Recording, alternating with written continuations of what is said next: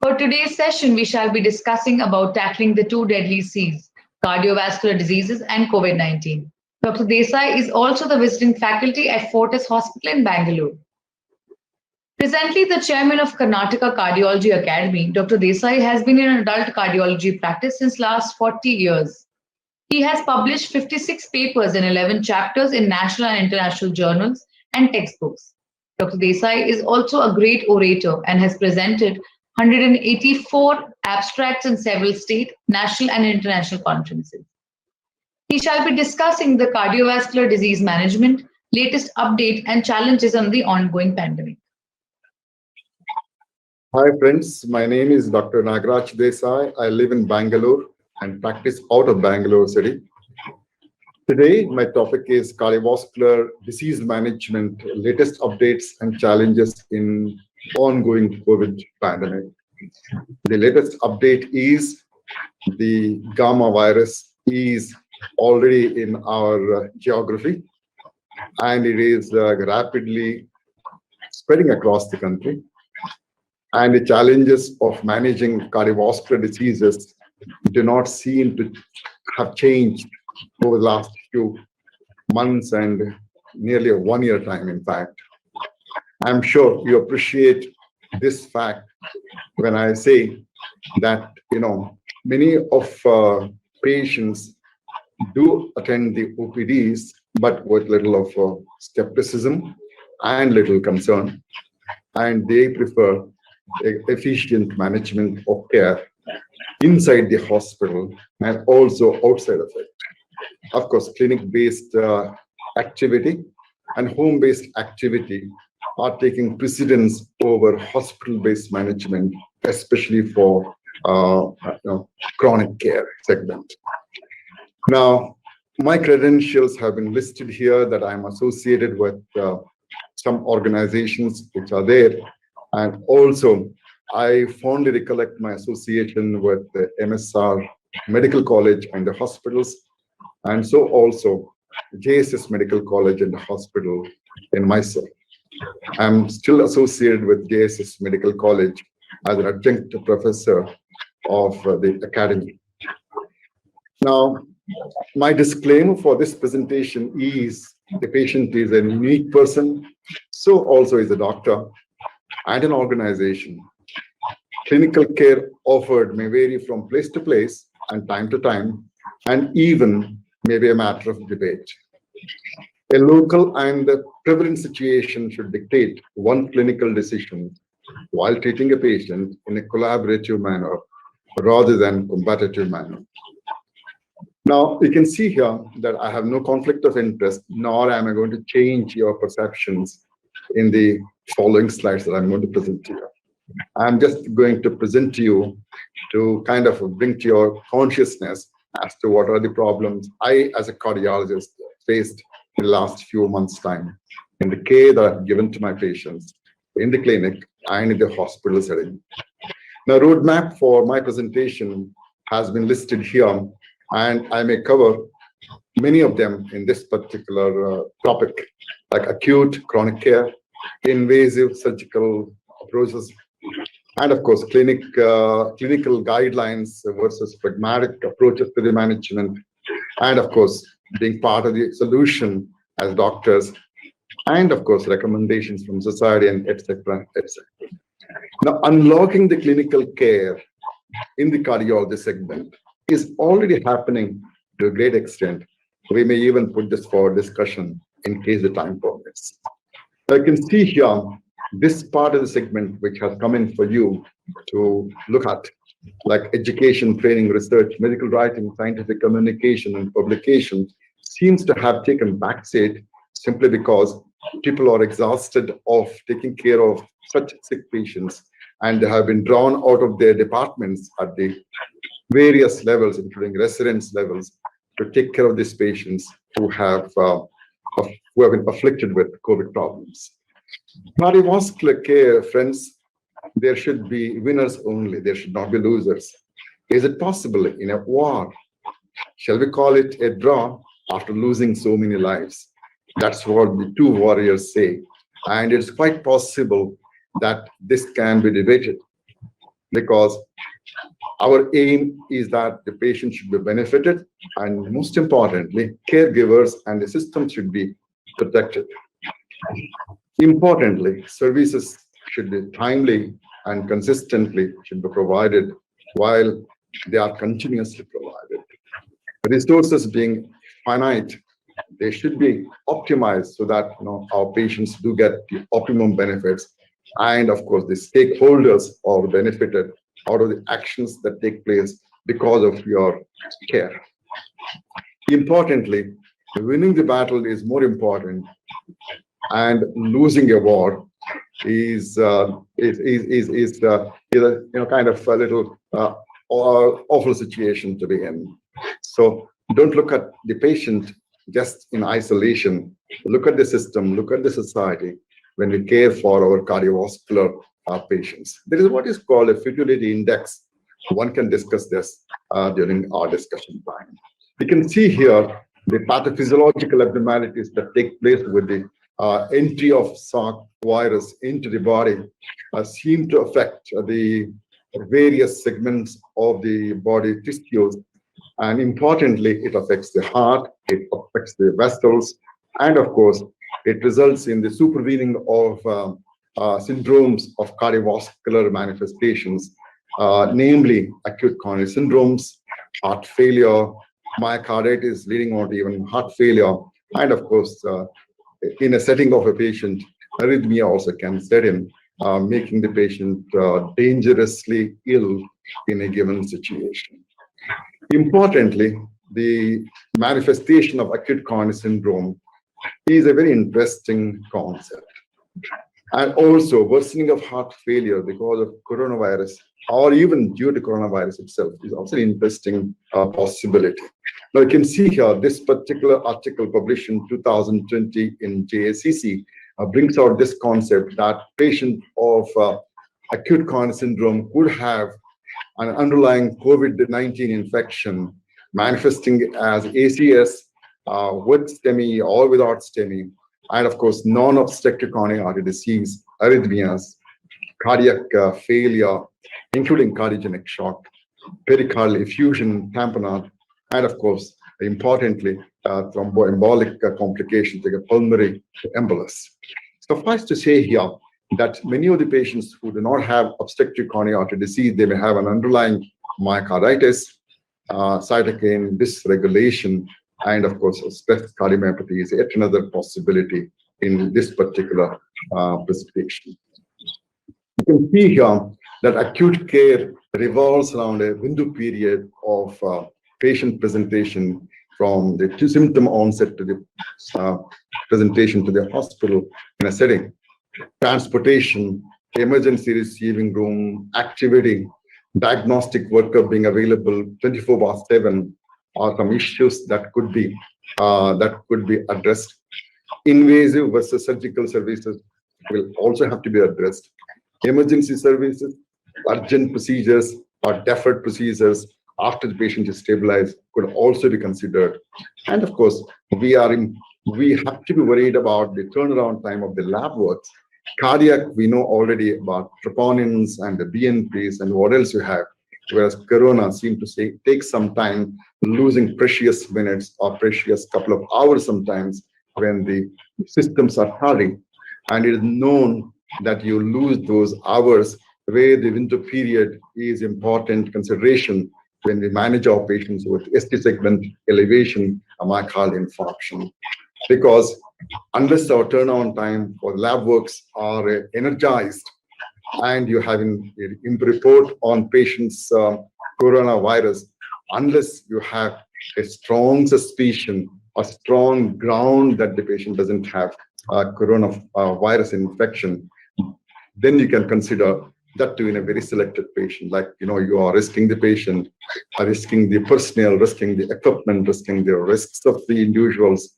Of course, the efficacy part, efficiency part, and fiscal implication for the systems are also important considerations. In other words, it is not just about the presentation of a cardiac syndrome, but all these systems of care will have to be considered when we are considering the management of patients with the acute coronary syndrome. Now you can see clearly at the bottom from ambulance to cath table, bypassing ER system, ICUs, and we are aware, and I have done several times this in several of the institutions that I'm associated with, wherein patient comes into the casualty on the chair, he is transported to the cath lab for the revascularization, and that seems to be a past story. Now we have to be making sure that our patients should be benefited, our system should be protected, so that the question is to do or not to do a procedure which can be important for a particular patient, but it could be endangering the patient as well. So also the system that you are representing. I'm sure many of us would have seen this important article by my friends Kirker and colleagues about the management of acute MI during COVID-19. It talks about the important flowchart here about the managing patients, and this red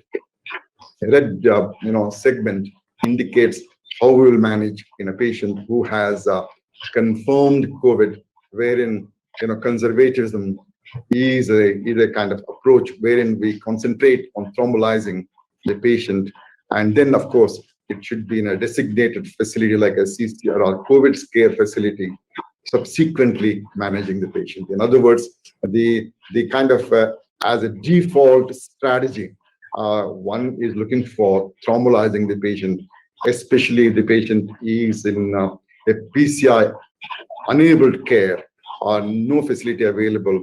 No questions are asked, but PCI enabled care, if the patient has a suspicious COVID, one should be careful in offering reperfusion with the balloon and stenting as a procedure of choice.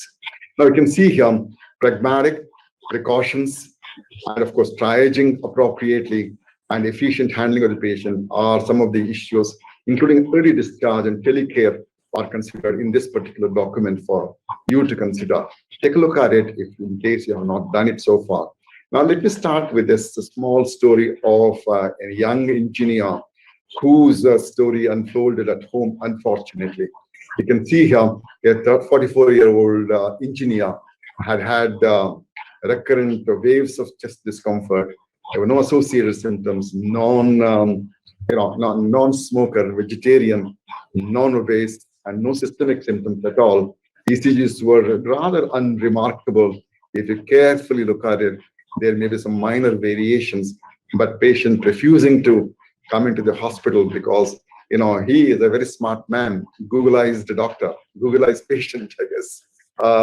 His trop was also negative, one value, over 2 hours time, ECG remaining same, and he died. He did not reach the hospital.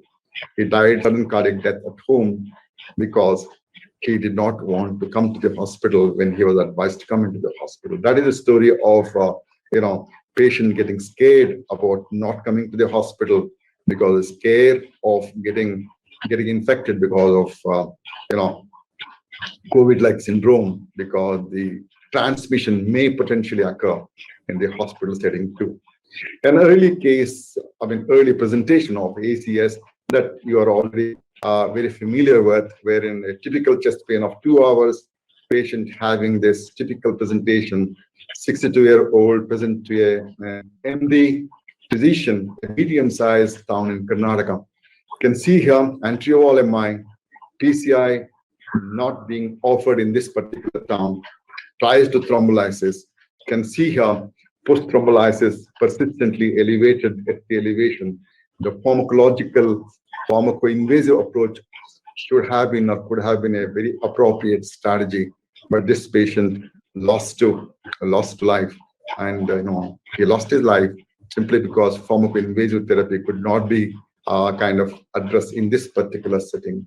At this stage, Professor Armstrong from Canada's very seminal work of pharmacoinvasive management strategy has been effectively kind of incorporated into the guidelines as a strategy in PCI enabled centers as an option of care.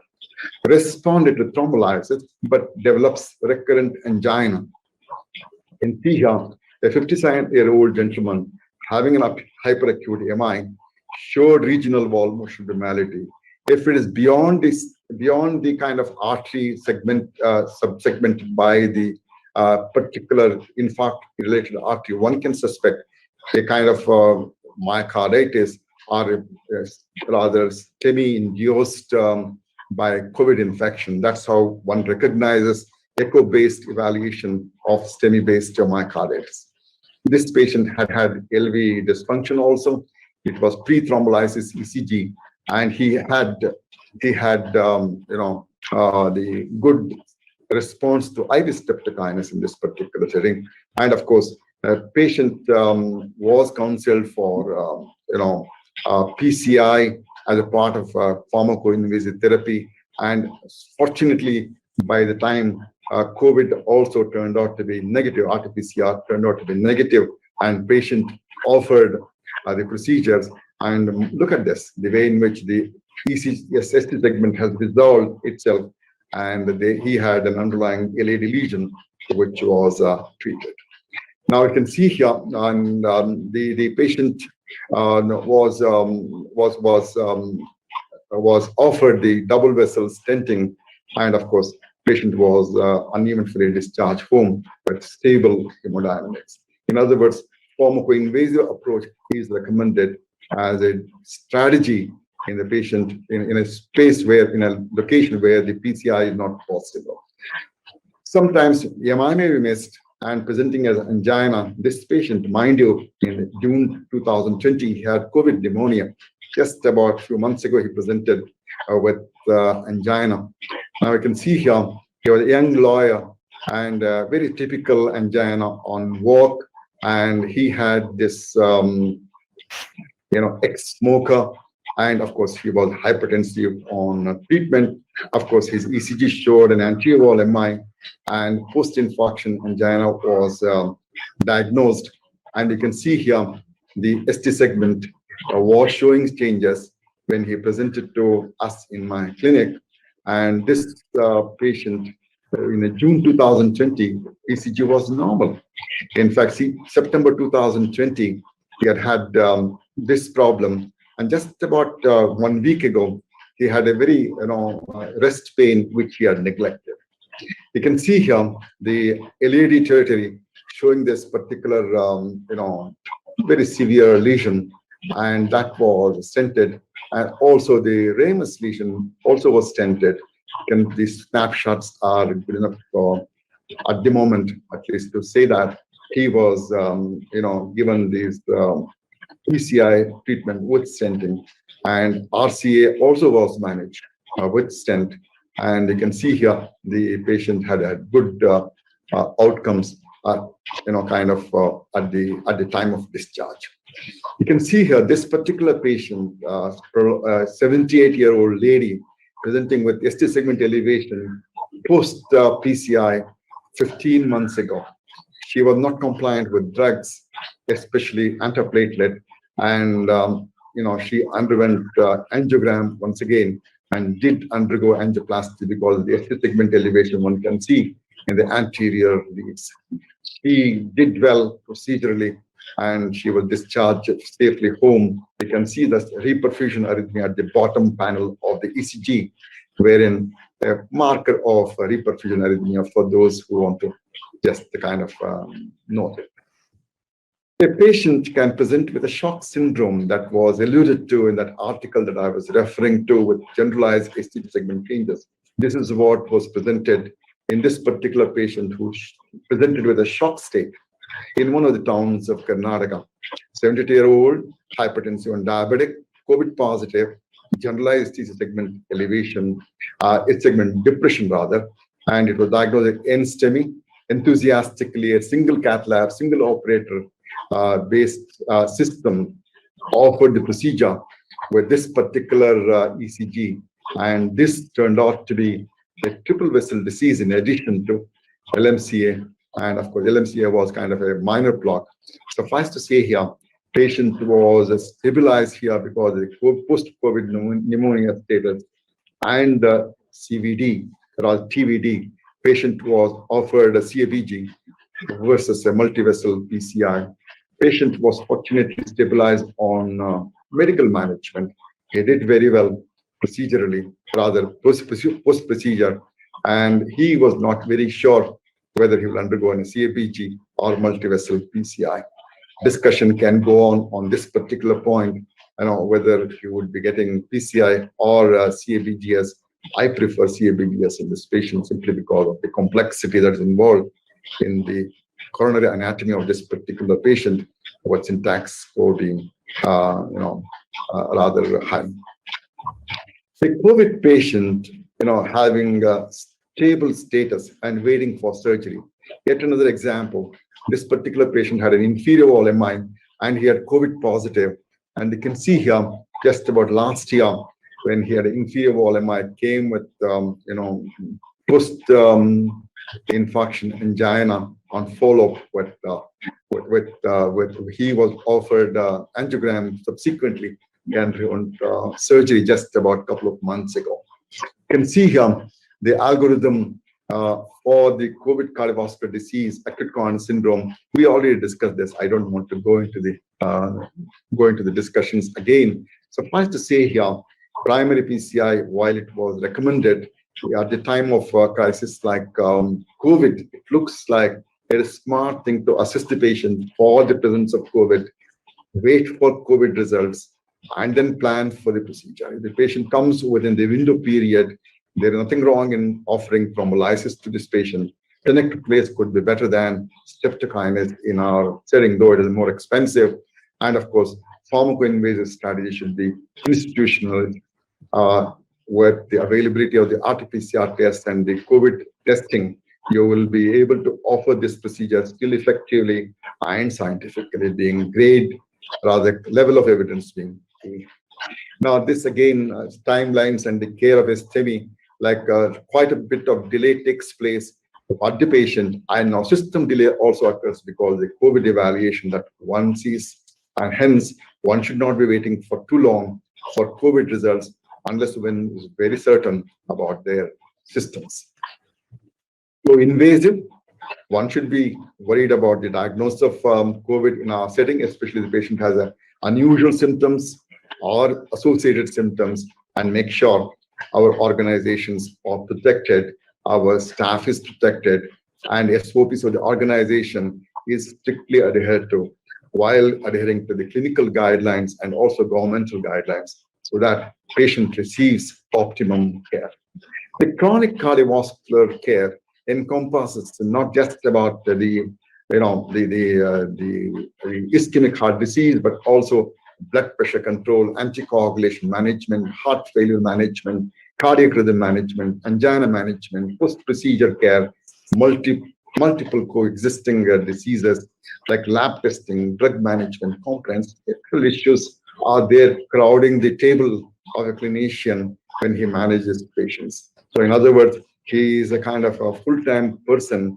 A single person should not be or would not be doing it. It will be a team-based approach, and it is here smartly cardiologists should kind of enlist the help of his colleagues to make sure, including paramedics, make sure that the patient gets the optimum, care, and patient is satisfied, and you're also happy at the end of the day. In other words, when you offer the care as a team-based approach, one should be clear that algorithm should be there in case of an emergency, or concern should be addressed by the team member in case of a question by the patient. In other words, your system should be properly addressing these issues when you want to have the cardiovascular care beyond the offices of a cardiologist, beyond the OPD section of your hospital setting. Now you can see clinical domains may be very different kind, like first time presentation, difficult, new symptom, again a difficult thing, unstable clinical issue, again difficult, chronic illness, and what else you have. In other words, translating into tele-platform services has its own problems. One should be careful about it. And the list that goes on here, importantly, there are several caveats, and there may be some medical legal issues which may come into the focus in the months to come. And suffice to say here, technologies have helped tremendously, like video-based consultations, audio-based consultations, message exchanges, like through the WhatsApp and SMSs, have been helpful in delivering the care. But make sure that you know your system, you know your patient, and you know the syndrome that you are treating, and you know how exactly the patient and the family is compliant. Namaste. Just the kind of illustration of this particular. Just wanted to share my experience regarding the teleconference consultation during this pandemic. One day, my mother, who is a heart patient, complained of right arm pain. Her hand was very cold and it was turning blue. I immediately called Dr. Nagaraj Desai, and through video consultation, he advised to get a scan done immediately, due to which it was identified that she had a blood clot in her right arm artery. Timely treatment, her arm is not amputated today. After 2 months, again she complained of severe chest pain and she was sweating. Doctor guided us, through which again she was immediately rushed to the hospital and given a timely treatment, and she's fine today.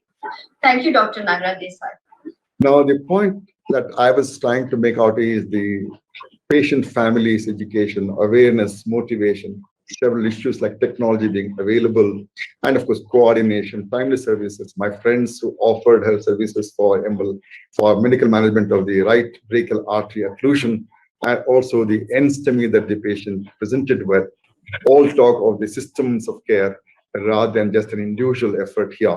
In fact, you can see here, teleservices offered over 2 years with regular consultation on Teleflex platform with very few clinical visits and liberal WhatsApp exchanges, and of course video calls. Of course, where I took the permission from the patient to display this video. You can see here the hand being more blue or bluish rather, and this is clearly seen in this particular picture. And the story doesn't end here. This patient has been having chronic heart failure, in and out of heart failure, frank fluid retention, and worsening issues of the heart failure. She was also managed with manipulation of the drugs, of course, monitoring the cardiovascular parameters, including the JVP examination when I was doing the teleconsultation. In other words, you can see at the bottom of the slide, teleconsults versus the clinic visits over 4 years' time, how it can be effective and how important it is for us to kind of examine whether it is possible. Mind you, that particular previous slide was a different patient, not just the first patient. Now you can see here the anticoagulation can also be managed on an outpatient basis. I was very happy when this publication came through. My association with the JSS Medical College, my colleagues, Dr. Sunil and others who are responsible for this particular publication, that we use this particular anticoagulation data managed through the teleconsultation and WhatsApp messages and the counseling the patients. This was a very effective way to deliver the care for managing our patients who are on oral anticoagulation, so-called the vitamin K antagonists. NOACs have no such issues, but there's a distinct advantage in that particular category of patients. Statical approaches, for instance, chronic stable patient, should we defer? Acute clinical situation, patient gets stabilized, should we defer? Acute requiring urgent and emergency, can we afford to defer? Protection of patient, personnel, equipment, SOPs of the organization do play, especially with the kind of load that was being expected and that load that presently is, and can we let go many opportunities that we can deal with safely. That is the organizational call, in fact. You can see here this particular patient, ARG, 62-year-old doctor. He had his post-aortic valve replacement 9 years. He suddenly developed heart failure and he was COVID negative. And of course, he had aortic regurgitation and also the obstructive aortic valve disease. And in fact, this particular aortic valve was a kind of taken out, and a new valve was put in, and patient did very well, back to work, and he's back in NYHA class 2 and improving with optimum medical management. In other words, clinical practice guidelines directed versus pragmatic approaches are important.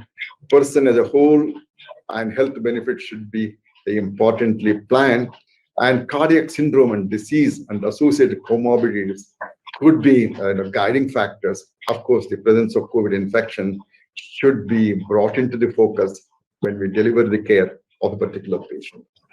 Now, for this reason, our cardiac professional should play a role of a team player, because we cannot exist in isolation and in excellence unless we have support of the system, support of the paramedics, support of the casualty, transport services, and other issues. In other words, we have to be answerable, we have to be collaborative for this particular plan. Now, there are several issues like, patient is reluctant because of mild symptoms, patient is aware that the hospitalization risky that I was referring to, patient family defers treatment, and of course, stressful clinical experience the patient may have, and poor insight into the patient's illness and prejudice that the patient may have. Self-financing is yet another important consideration. You can see here several drivers of timelines of cardiovascular care can be playing a part, like patient that I was talking about just a while ago, and systems of care, for instance. The management play an important role in facilitating care by the cardiologists and cardiac surgeons. And importantly, the technology, the human resources, and SOPs and other issues can also play a part. And collaborative efforts can help in creating a safety environment, which is a new requirement for our patient in seeking care of a patient. All these are revolving around human ethics or medical practice ethics. This Canadian Journal of Cardiology talks of ethical principles and their application in cardiac setting during COVID-19. Though it is a complex slide, the principles which have been listed here are very, very interesting. Minimum harm to the patient and to the caregivers, fairness, respect for persons, proportionality, reciprocity, flexibility, and procedural justice. All these are some of the things that have been listed there, and because of lack of time, I'm not able to go through all of them. And I'm going back to this slide of Indian Heart Journal publication, because it importantly talks of how we have to kind of crank down our approach to aggressive revascularization strategy with PCI, if you can afford to give thrombolysis in the given situation. But of course, your organization and your own systems of care should be guiding factor rather than your individual aggressive approach. In other words, the current pandemic is expected to teach several lasting lessons to all the stakeholders, including me and many of you in the audience. You can see here that, if I learned my cardiology during this COVID era, I would have missed so many varieties of clinical issues that I'll be losing nearly 1.5 years of my training of not seeing the patient adequately and with little hesitation, and of course with the stoic outlook that one may have. But without books, not going to see at all. Without seeing the patient, not going to see at all. This was said by Dr. William Osler a long time ago, just about 100 years ago. He died, but still it reverberates in many parts of the world, including many institutions across the West also, even today, including Stanford and Harvard. You can see here, my final slide is coming up.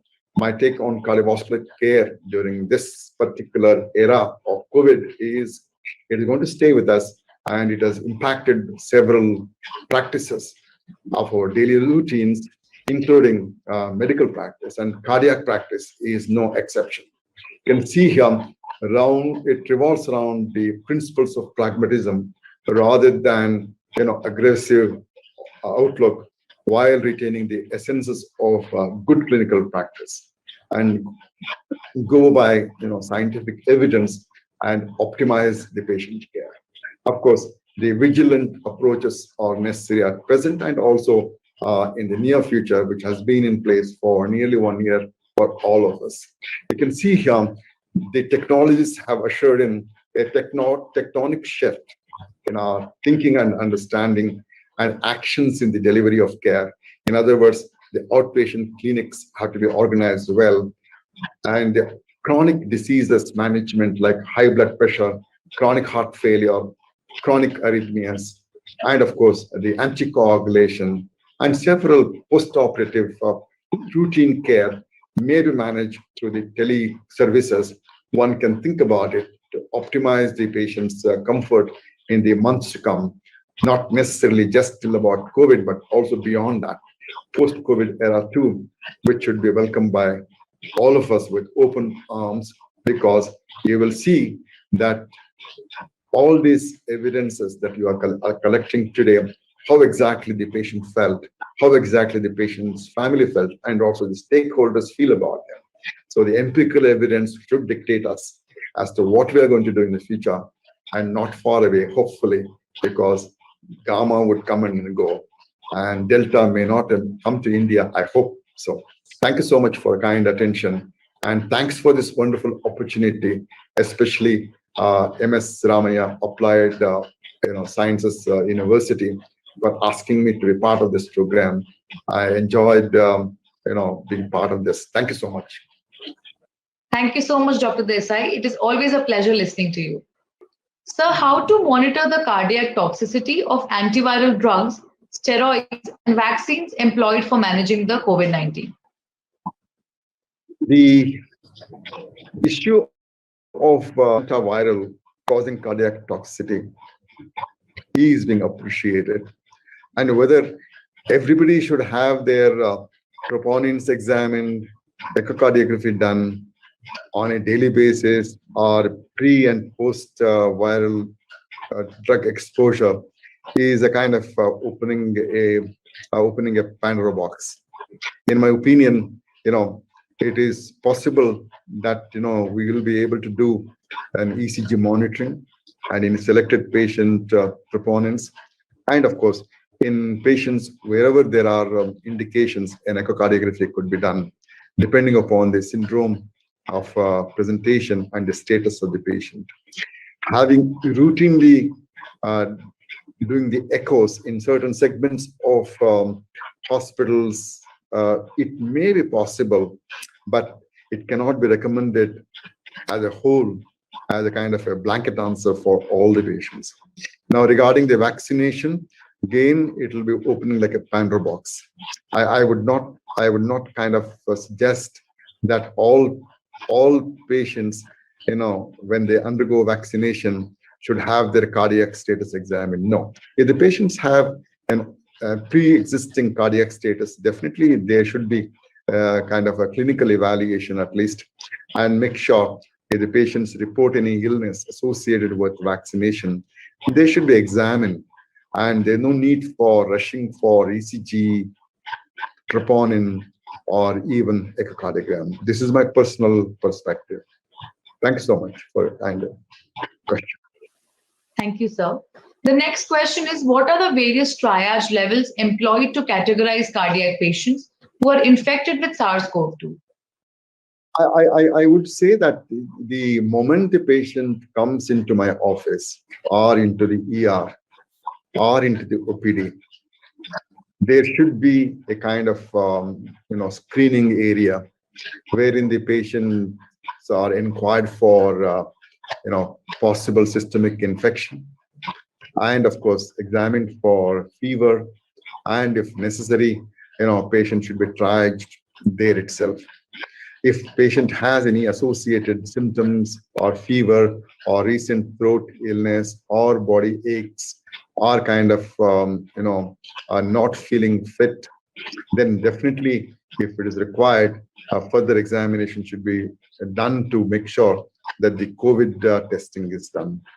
Now, if the patient does not have any symptoms or any reason to suspect, if the patient comes onto the OPD area or in the ER area, if the ECG is showing changes in the change in the ST segment like elevation or depression, and when we do the echocardiogram, wherein the echocardiogram shows much more changes than the ECG is showing, then one can suspect a possible COVID-related heart disease. That's what is the recommendation. In fact, in case the patient has a coexisting cardiac LV dysfunction, this caveat may have to be considered in a given patient.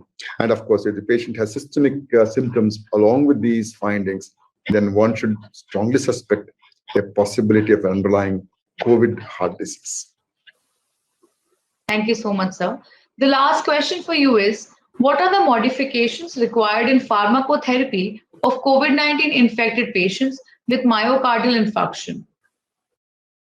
Okay, the patient has, the patient will definitely receive fractionated heparin rather than unfractionated heparin. One should be careful, especially if the patient has a renal dysfunction. And other than that, the routine care will continue, and anticoagulant of choice will be unfractionated heparin rather than the fractionated heparin. And of course, giving drug like NOAC in a particular patient is again is considered on the basis of the overall clinical status of the patient, because still we do not have a definitive answer as to whether one should give NOACs in all patients of COVID heart disease. It's still a kind of undocumented statement still. Thank you so much. Thank you, Dr. Desai. This brings us to the end of the program. Thank you, and I would see you all soon. Thank you.